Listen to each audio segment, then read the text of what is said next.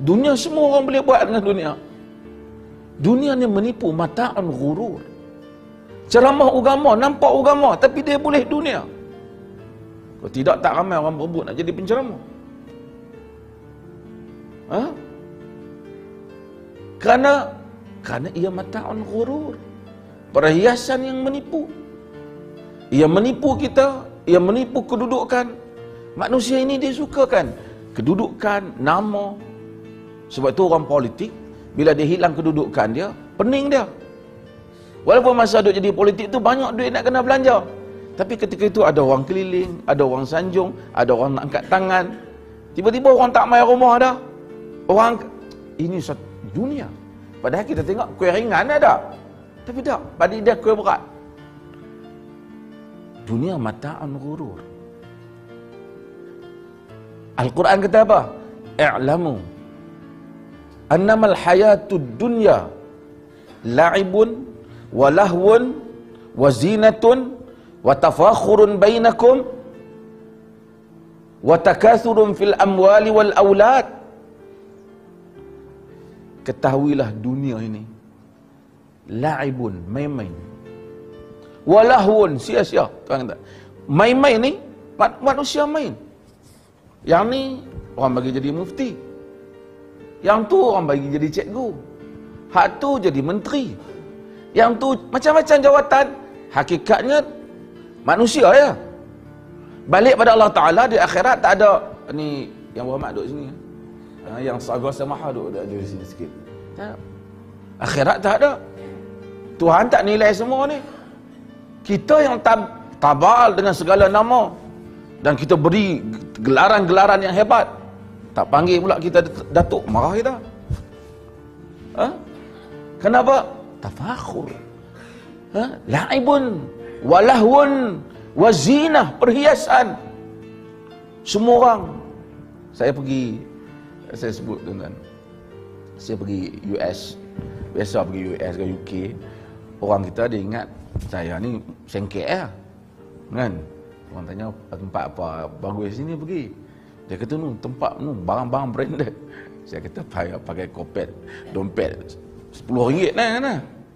Nak kita dompet RM1,000 je murah je dah. Kan? Tak pakai RM1,000 pun dalam tu pun duit sikit. Ha? Tapi saya pergi tengok barang hebat. Beg-beg jenama yang hebat. Kita pergi kan.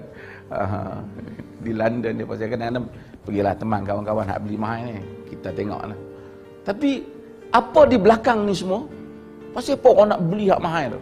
Tak apalah kalau nak beli kerana barang tu cantik, tak apa, agama tak larang. Tapi sebahagian besar manusia beli barang berjenama ni kerana di belakangnya ada kibir, kesombongan. Pasal jenama tu nak kena nampak, jenama tu nak kena nampak. Kita pergi ke Harrods, kita tengok barang-barang hebat-hebat ni. Orang beli, nak pastikan barang dia, jenama dia tak sama dengan jenama orang. Kenapa? Padahal dia nak pakai lama ke? Tak. Banyak jenis. Supaya watafakhurun bainakum, sombong diri di antara kamu, kata Quran. Watakathurun fil amwali wal aulad, membanyakkan harta benda dan nak. Tuhan cerita betul. Tuhan yang buat cipta dunia ni, dia tahu tabiat manusia. Sebab tu musuh utama manusia semasa penciptaan bukan semua ni. Apa musuh utama kita? Siapa yang musuh kita? Yang pertama bergaduh dengan Adam siapa? Syaitan. Syaitan kena tindakan. Apa sebab dia kena tindakan? Sombong. Dia lawan dengan Adam bukan kerana Adam pergi ambil peruntukan dia, tak. Aba wastakbara, enggan dan sombong. Wa kana minal kafirin, dan dia termasuk di kalangan orang-orang yang kafir. Dan ini saya selalu sebut dalam kuliah. Dia selalu masuk dalam orang kafir. Sebab apa? Sebab sombong. Sebab dia challenge Tuhan. Adam pun buat salah juga. Bukan saja iblis je buat salah. Tapi Adam bila buat salah, tak kata aku takkan tak boleh. Dia tak tikai Tuhan.